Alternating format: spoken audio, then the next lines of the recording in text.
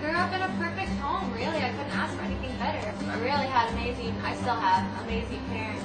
I started going to church when I was younger. All my friends and the people who went would talk about, I feel the Holy Spirit, and I feel this amazing relationship with God. I feel God's presence. I believed in God. I was a Christian, but I never felt anything. I would cry to God at night. Please, let me know who you are, and let me feel you and have this relationship with you. But it's like I was talking to the four walls in my room, like nobody was listening. I tried. I don't think I ever knew God until I found Islam, really. I mean, my life now is better than I ever could have imagined it. There's still struggles all the time, but knowing who God is and having rules to follow that guide my life, and all the rules that always have a purpose and they always make my life better. I grew up in a town called Park Hills, Missouri, and it was about 7,000 people. It was predominantly white. As a child growing up, she was like any normal child. She was an only child. She could only have one friend at a time. She was probably spoiled. When I got to high school, it's when a lot of things changed because I made new friends. And those friends were not practicing Christians. They went out and partied a lot and drank on the weekends, and their parents let them do whatever they wanted. I wanted to do those things, and my parents did not let me. So I was always rebelling against them. I was always speaking out at night and getting grounded, and it was just a never-ending cycle. I probably became agnostic when I graduated from high school. I was 18.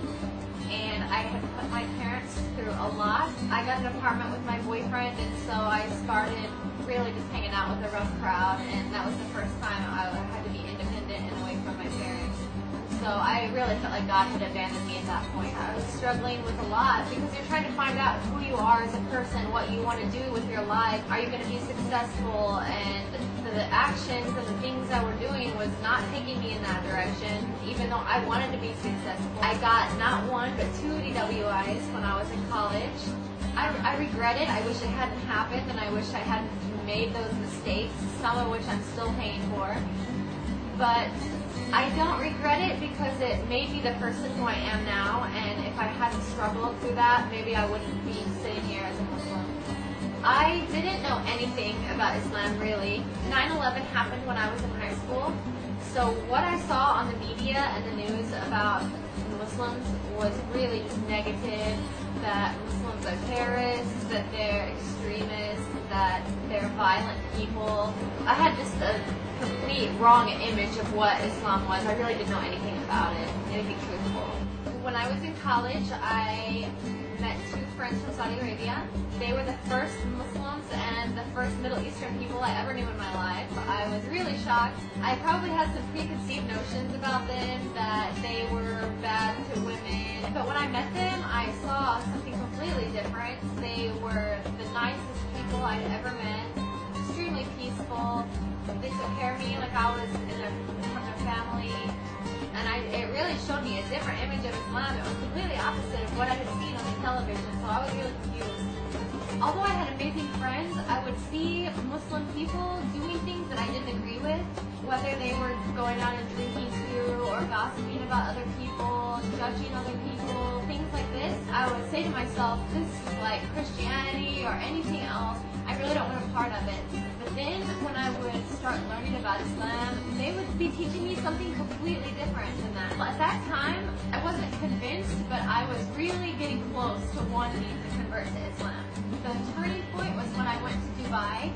I went to visit in December of 2011, and I stayed through the New Year. When I went to Dubai, I met my friends there, and I had spoken to them about Islam and how I was really thinking about converting, but I wasn't ready yet.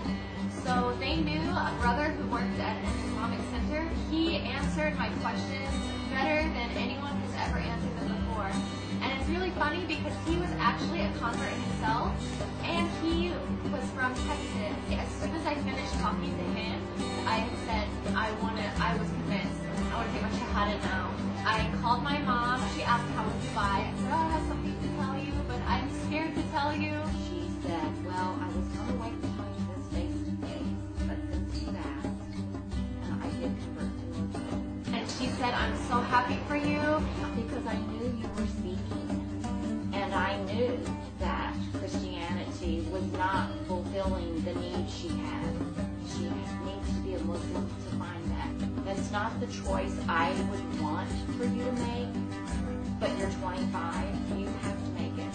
Now I had to learn how to pray 5 times a day. So adjusting my life to the prayer was really difficult. And then also this will be my first Ramadan, which is 30 days of fasting. And so I'm expecting it's going to be a struggle. This is an actual Quran here. I can read this, but I don't really understand what it says. It can get confusing, but luckily I've found some reliable websites or people I can ask. This is the official Quran. This is how you would pronounce it in English letters. Here's the actual English translation. I still go out with my friends. We go to the cinema. We go out to eat at restaurants. I've gotten into reading, and actually my school has improved so much. I had the best grades I've ever had in my life this semester, and I think a lot of it was being dedicated and not going out. Right now I'm an intern at UW. I intern there for the summer, and I just hang out with my friends. I got my cat.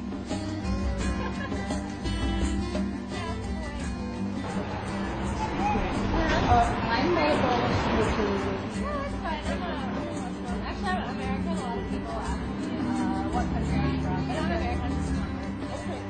Thank you. A lot of people, when they drive by, you'll see them like stare from their car windows. This is Allah. Salam alaikum.